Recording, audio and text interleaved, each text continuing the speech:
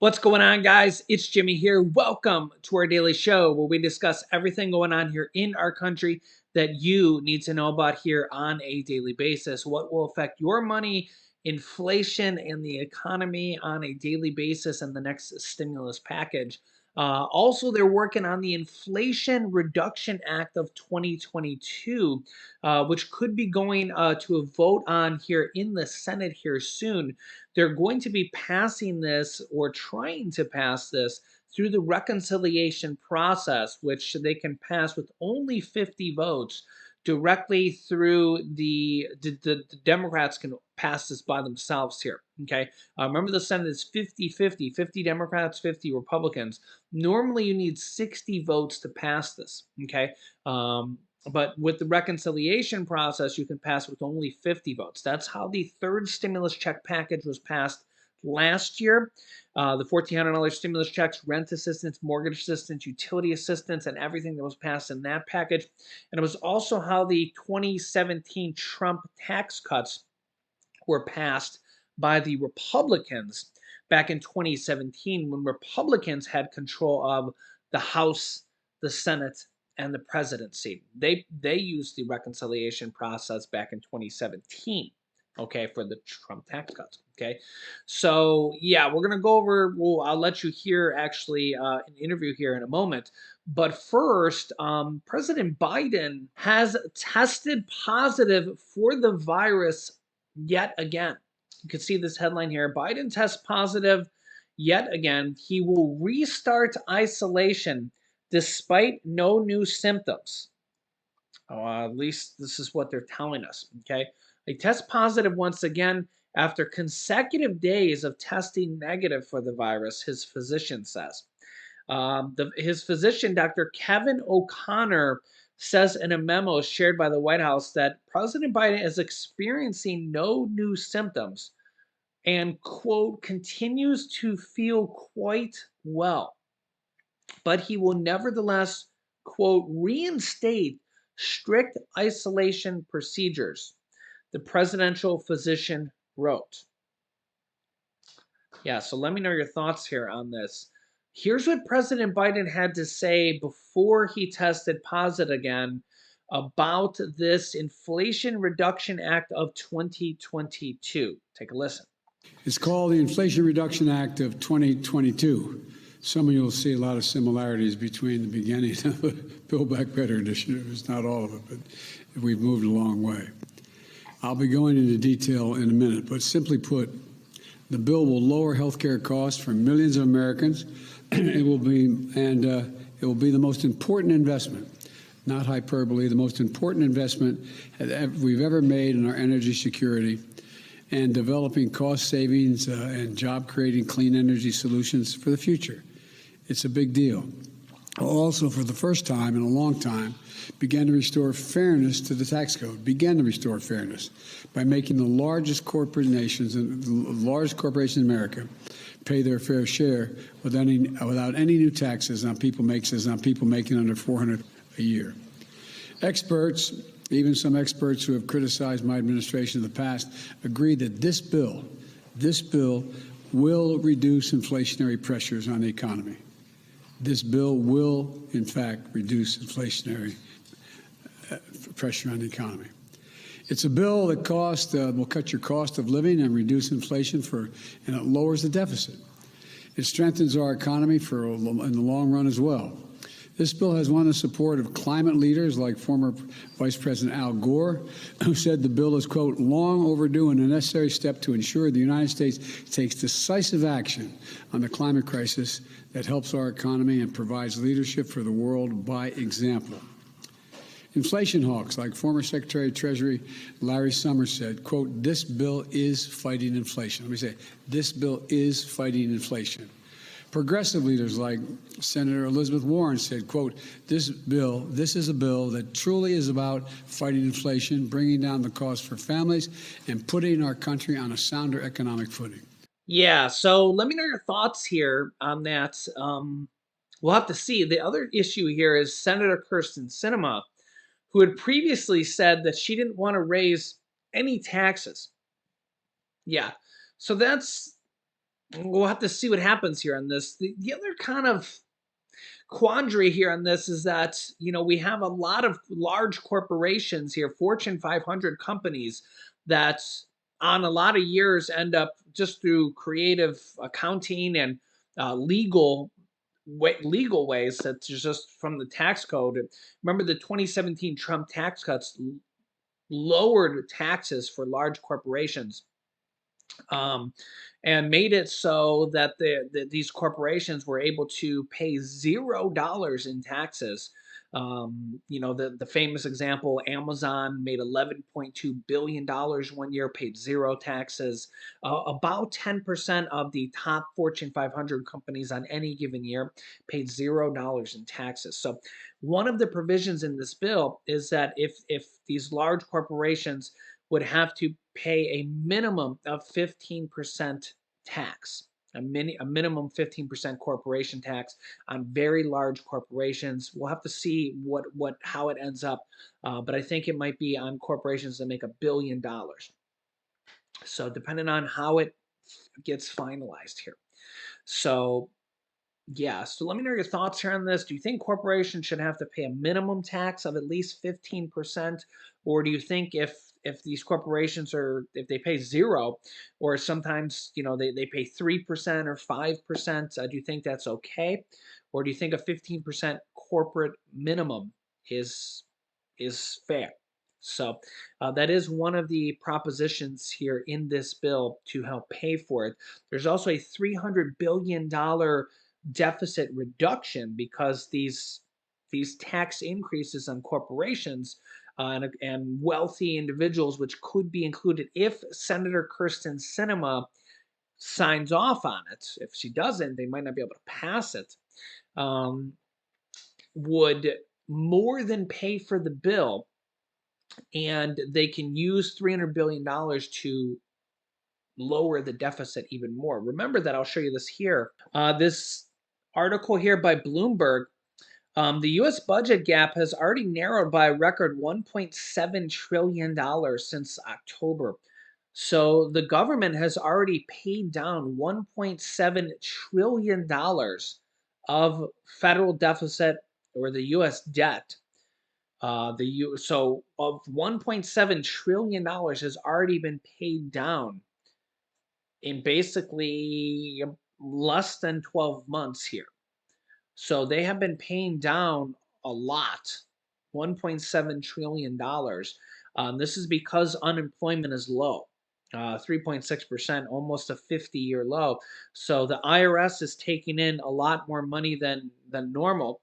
Same thing with states. This is why states are running budget surpluses as well. This is why states are giving out state stimulus checks and tax rebate checks, and also helping out. Well, we have about 20 or a little bit more than 20 here. I'll have an update for you here coming out here with an updated list here of states that are sending out state stimulus checks here as well. But a proposed part of this package is they could use $300 billion to help lower the deficit or debt reduction of the government and part of reducing inflation. Also, they could part of it is to there's several different parts of this. It would lower prescription drug pricing and prices across the board for all sorts of different types of medication, and going forward for all sorts of different types of medication. Let Medicare help negotiate prices on that, and it may help reduce the price of premiums here on healthcare coverage for pretty much everything across the board.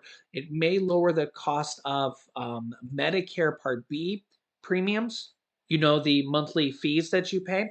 It went up to $171 here this year. That could get lowered because, a big part of that is the amount that is paid for prescriptions. Okay.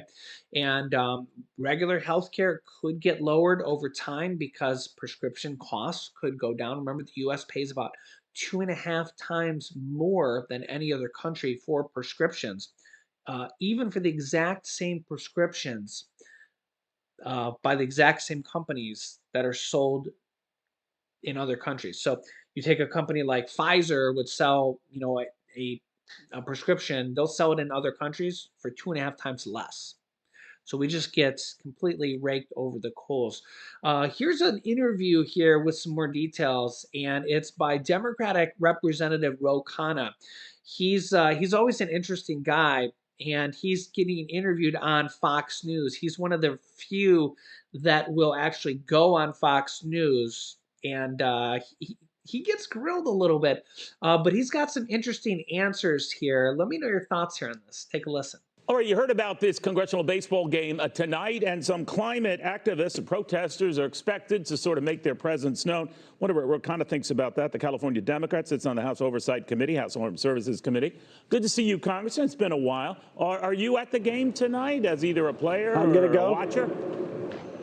I'm going to go as a fan. I used to grow up going to the vet, watching Phillies games, and now I go to the Giants, so I'm excited about watching tonight. Okay.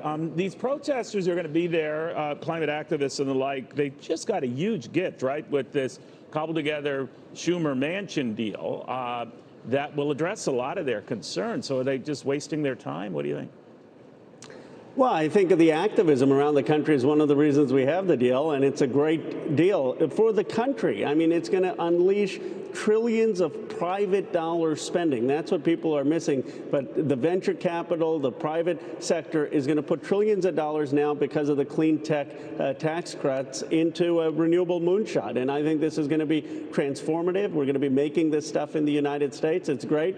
I hope the climate activists will celebrate some of what it could get done. You know, spending kind of got us in this pickle. Are you concerned that, you know, putting it on warp speed here is just going to make things worse? No, for two reasons, Neil. One, the trillions that I'm talking about is actually incentivizing the private sector to spend over the years. It's not government spending. Two, the person who's in the room cutting this deal is Joe Manchin, and he's been talking about inflation from day one. He's got provisions in this bill to lower the deficit. There are provisions in there to lower prescription drug costs. There are increases of taxes that are deflationary. Larry Summers has blessed the program. You've got a lot of taxes in here on corporations, say the super wealthy and all of that. How is raising taxes on anyone in an environment like this ever beneficial? Well, because it's anti-inflationary, because it lowers the deficit and it means that the Fed has to buy less. Do you really think this is going to lower the deficit, Congressman? It's $300 billion, as I understand the framework, is going to be put towards deficit reduction. I can put a framework and say I'm going to lose, 10 pounds. And then people say, well, Neil, you need to lose 50. I guess what I'm saying here is this is not the first time a program has been introduced as paying for itself and then some. Not a one ever has. So what makes you think this is going to be different?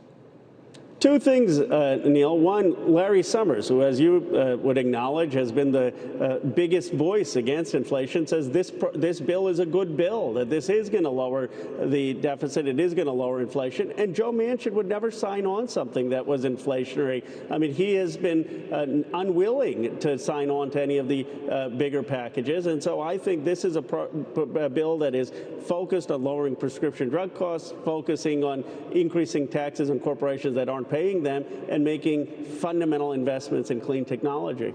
All right, let's say it does all of that in an environment right now where inflation is still a problem, and the administration is making the same pitch that you just did there.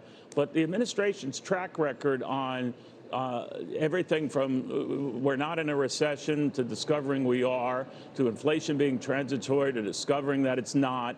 I mean, you can understand why the American people are saying, I don't know, right? I get it. That's why I invoke Larry Summers, because he was not for some of the earlier spending. He has been correct about inflation, and he is saying that he has looked at this bill and he believes that this is the right economic policy. So and Joe Joe Manchin all also of this on is Larry credible. Summers, and then if he likes it, you like it. The fact of the matter is, it's a lot of spending with money we don't have. Of course, that's not new, but on top of the spending we've already seen, why sort of poke the beast here? I mean, inflation's been beastly. But a lot of this is lowering costs, right? I mean, lowering medical costs and prescription drug costs, that by definition is lowering inflation. If it ever comes to pass, right? Yeah, having investments and making things in America, that's better than having it shipped across the ocean. That's going to lower costs. Having tax revenue be put towards lowering deficits, that's going to mean less federal borrowing. That's going to lower costs. So this is not some big social spending bill. All right. Well, this is a very we can targeted maybe bill. just see this differently, and I respect your opinion on a lot of things, Congressman, but we're going to be hearing from the president in a little under 2 minutes, and he is going to probably talk a little bit more about what you just did, but he is also, no doubt, going to have to address this GDP report that came out. As you know, it was negative, so technically, by the classic definition, we're in a recession. Do you agree with that we are officially in a recession? Well, it's the economists who officially declared that. I will acknowledge that GDP growth has slowed and that we're in a difficult economic time. And I'll acknowledge that we have inflation and we've got the Fed well, that's not what increasing it interest didn't rates. Just slow, it contracted, it went the other way. So it wasn't slowing, it was contracting. So we've had 2 back-to-back quarters of that. That is the classic, you're quite right, not the only definition of a recession. But do you, when you go back to your constituents, acknowledge, guys, we're in a recession. We're going to get out of it, but we're in a recession right now. What do you tell them? You know, my constituents actually are more concerned about the gas prices, about food prices, about airlines getting canceled, about the baby shortage, food shortage. And so what I tell them is that we have to lower prices, and this bill that we're going to pass will help do that. So they don't and think wait a minute, they don't think we're in a recession? I mean, you must have a very low I think, you know, but ordinary folks, I think, are more concerned about the cost of living because the job numbers are still pretty good. Yeah, so what are your thoughts here on this? Of course, the problem with this bill, or one of the problems with this bill, is it's been reduced so many times because of Senator Joe Manchin, and they need his vote. They need Senator Kirsten Sinema's vote as well. And the other thing is, no Republicans are going to vote for it either. So that's kind of the hard problem here in Congress, is that there's not going to be any Republican votes at all. So the Democrats are beholden to basically pass what they can get all the Democratic senators to agree to, which there's only 50 there's 50 Democratic senators and 50 Republican senators.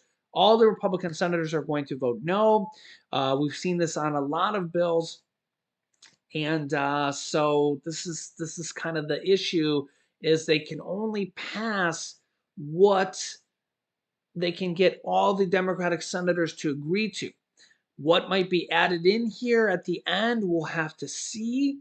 I'll keep you up to date here. You can let me know your thoughts here on this. We've also seen a lot of inflationary relief coming from states here, with state stimulus checks, tax relief checks, extra SNAP benefits here, and all sorts of things on the state level. Remember, that actually came from the last stimulus package, the third stimulus check package, when there was $350 billion in there from that package. That package was passed through the reconciliation process also, which also the Democrats passed on their own, and no Republicans voted for that either. So that's the money coming from that as well. So it's just it's an interesting time in Congress right now, where both the parties, well, really, because that went back to last year as well.